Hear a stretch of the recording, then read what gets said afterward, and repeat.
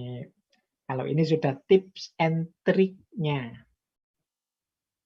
Yang pertama, untuk kita bisa mencintai diri. Jadilah pribadi yang memaafkan. Termasuk memaafkan diri kita sendiri. Lupakan masa lalu, dan mari kita cek deh, itu apa sih yang tidak bisa aku maafkan sampai hari ini. Nah, kalau saya Pak tidak bisa memaafkan ini, tidak bisa memaafkan itu. Nah, itu kan ketemu sekarang.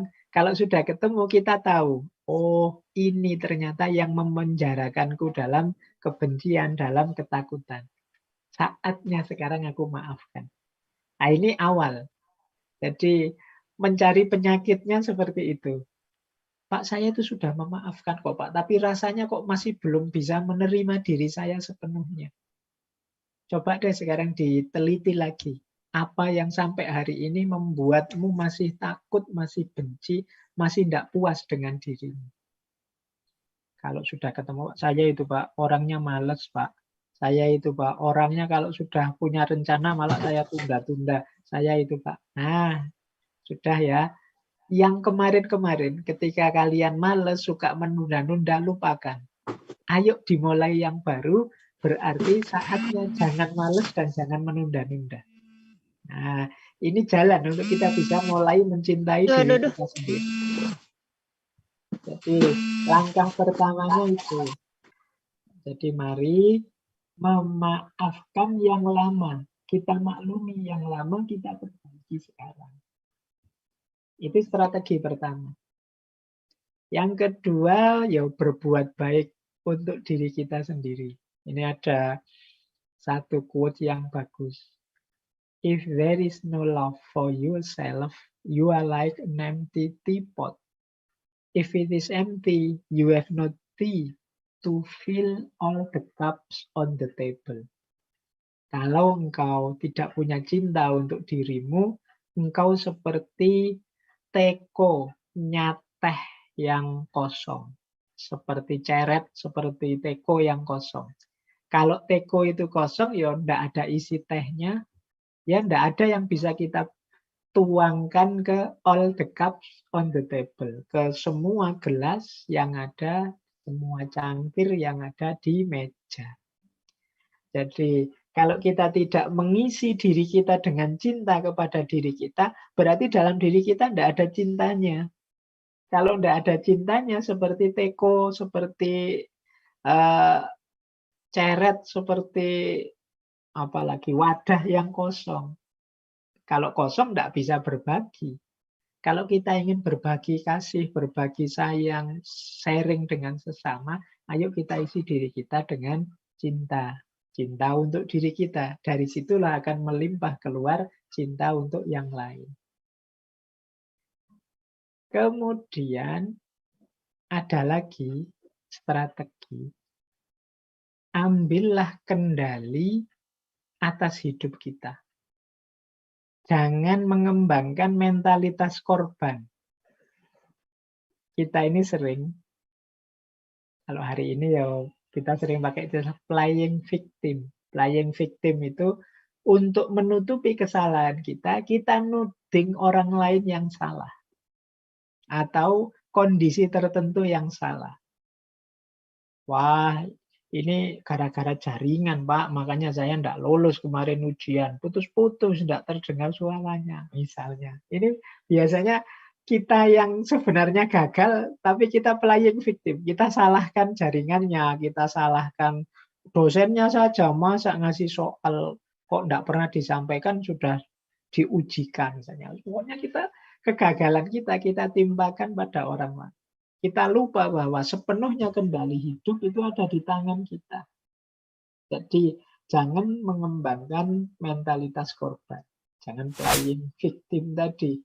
Memposisikan diri sebagai korban. Ayo kita kendalikan sendiri hidup kita. Kalau memang keliru, tidak pas, kita akui. Kemudian kita perbaiki. Kita terima bahwa kemarin saya salah. Sudah yang lalu jadi pelajaran, sekarang saatnya memperbaiki diri. Nah, ini akan membuat kita bisa mencintai diri kita.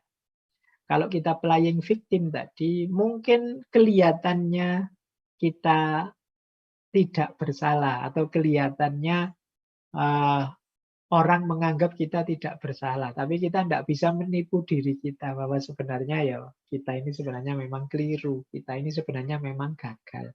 Jadi ketika kita playing victim itu sebenarnya kita melarikan diri dari diri kita sendiri, tidak mau secara objektif mengakui situasi yang terjadi.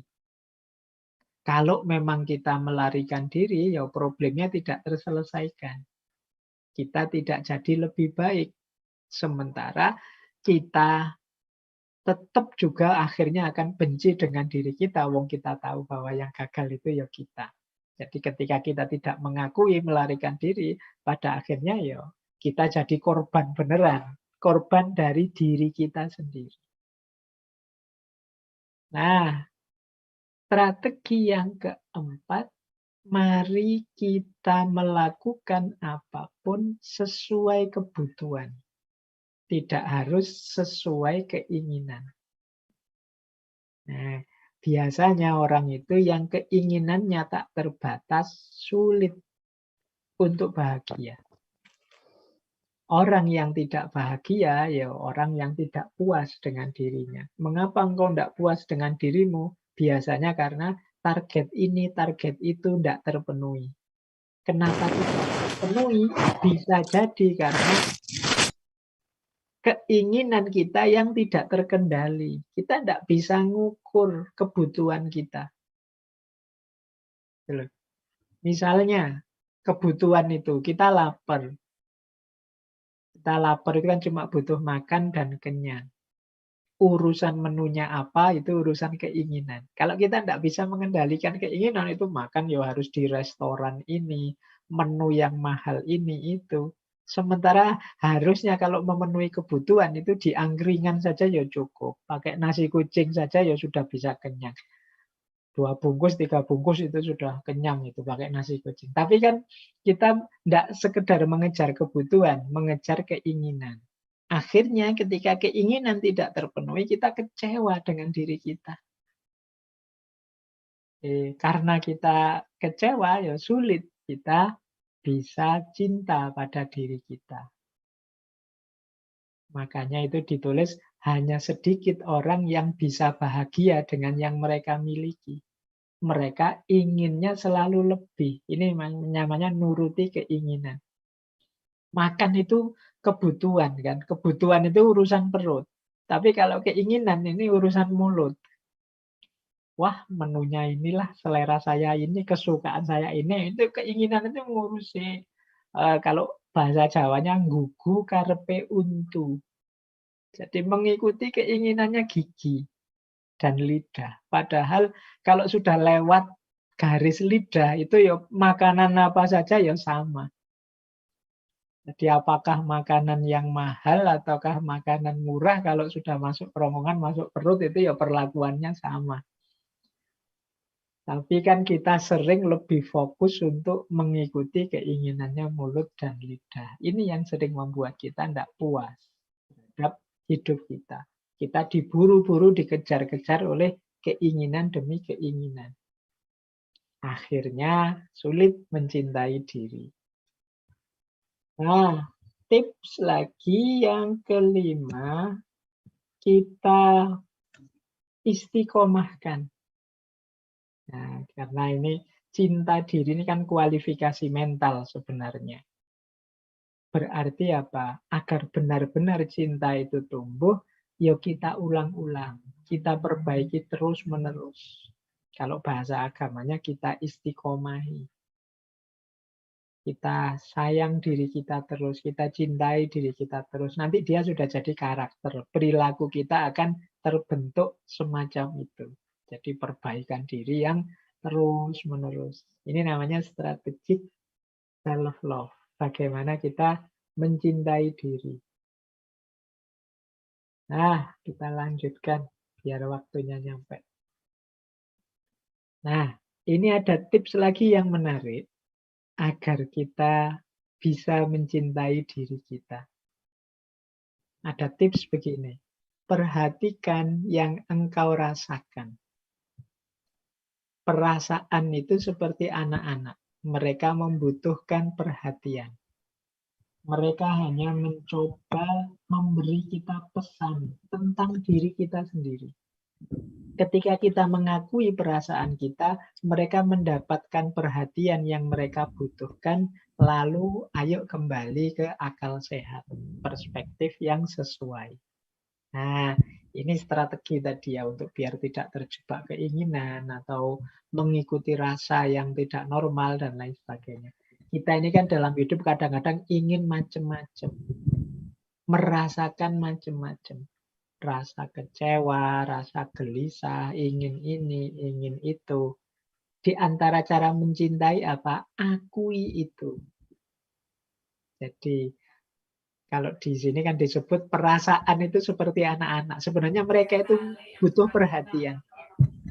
Mari kita perhatikan diri kita dengan segala keinginan, kebutuhan, perasaannya. Kalau sedang kecewa, akui, wah aku ini sedang kecewa. Kalau sedih, akui, aku ini sedang sedih. Kalau memang tidak suka, akui, aku tidak suka yang seperti itu. Nah ini namanya kita memberi perhatian. Kita akui, kita perhatikan kondisi objektif diri kita. Kalau sudah mengakui, saatnya akal sehatnya digunakan.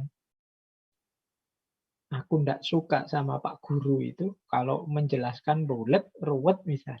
Nah, kita akui ketidaksukaan kita. Tapi setelah itu, yuk kembali ke akal sehat. Tapi kan beliau ya guru, seperti apapun jasanya besar terhadap aku. Nah, berarti ketidaksukaanku itu ya nanti cara memanifestasikannya tidak boleh sembarangan, tetap sesuai dengan akal sehat. Ini jalan hidup yang memudahkan kita mencintai diri kita. Sering-sering kita itu tidak mengakui, tidak objektif terhadap kondisi jiwa kita, terhadap perasaan kita. Sehingga ya kalau tidak diakui akhirnya ya dia bergeraknya liar. Aku sebenarnya suka loh sama orang itu. Sayangnya orang itu punya suami. Nah itu kan diakui. Tapi terus ya sudah nggak dilanjutkan orang punya suami. Akal sehatnya jalan. Tapi perasaan ini diakui sehingga mudah dikendalikan. Ini tidak boleh, ini tidak boleh. Nah itu kan dikendalikan. Karena kita akui keberadaannya. Nah jadi ini strategi yang pertama. Kita akui, kita perhatikan apa yang kita rasakan. Kalau sudah diperhatikan, kembali ke perspektif yang sesuai, kembali ke akal sehat. Nah, ini penting bagi kita agar hidup tetap terarah tapi tidak kecewa dengan diri kita sendiri.